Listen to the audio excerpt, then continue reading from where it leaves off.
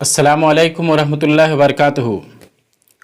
नहमदुहु व नुसल्ली अला रसूलिहिल करीम, अम्मा बाद।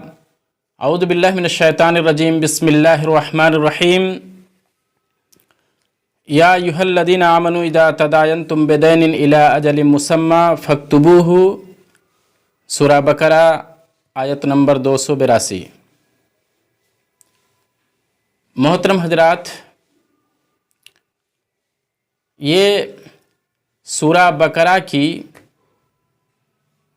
आयत दैन है, जो कुरान मजीद की सबसे बड़ी आयत है। इस आयत में उसूली तौर पर कर्ज से मुतालिक 3 बातें बताई गई हैं।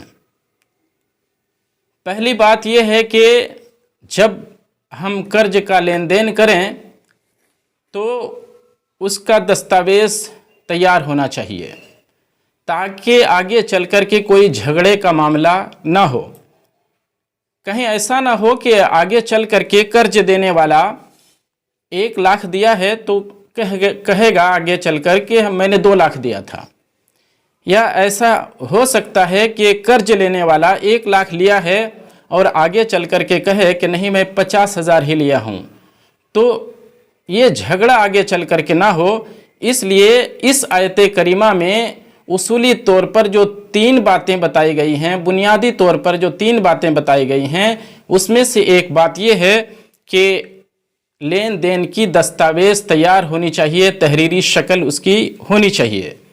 दूसरी बात इस हदीस में ये बताई गई है, इस आयत में ये बताई गई है कि वक्त मुकर्ररा होना चाहिए, एक मुकर्ररा और मुतय्यना मुद्दत होनी चाहिए लेन देन की, कि जो मैं तुमको कर्ज दे रहा हूँ या ये रकम तुम 1 महीना के अंदर या 1 साल के अंदर या 2 साल के अंदर या 5 या 10 साल के अंदर तुम वापस करोगे, ये वक्त भी मुतय्यन होना चाहिए। वरना फिर ऐसा हो सकता है कि आज एक आदमी ने दूसरे आदमी को कर्ज दिया और हो सकता है कि कल ही मुतालबा करने लगे, या ऐसा भी हो सकता है कि कर्ज लेने वाला जब कर्ज देने वाला कर्ज लेने वाले से अपने रकम का मुतालबा करे तो वो उसको टालता जाए और इस तरह से झगड़े की नौबत हो सकती है। इसीलिए अल्लाह ताला ने ये इरशाद फरमाया कि लेन देन के मामले में जहाँ तहरीरी शक्ल होनी चाहिए वहीं वक्त मुकर्ररा और मुतय्यना भी होना चाहिए। इसी तरह से अल्लाह तबारक व तआला ने इस आयत में लेन देन के मामले में 2 गवाह का भी होना बताया है कि 2 गवाह भी होना चाहिए। आइए सूद से मुतालिक ये बात भी देखेंगे कि सूद पर कर्ज देना हराम है। अल्लाह तबारक व तआला ने कुरान मजीद के अंदर इरशाद फरमाया, या अय्युहल्लज़ीना आमनू ला ताकुलू अम्वालकुम बैनकुम बिलबातिल इल्ला अन तकूना तिजारतन अन तरादिम मिनकुम। सूरा निसा आयत नंबर 76।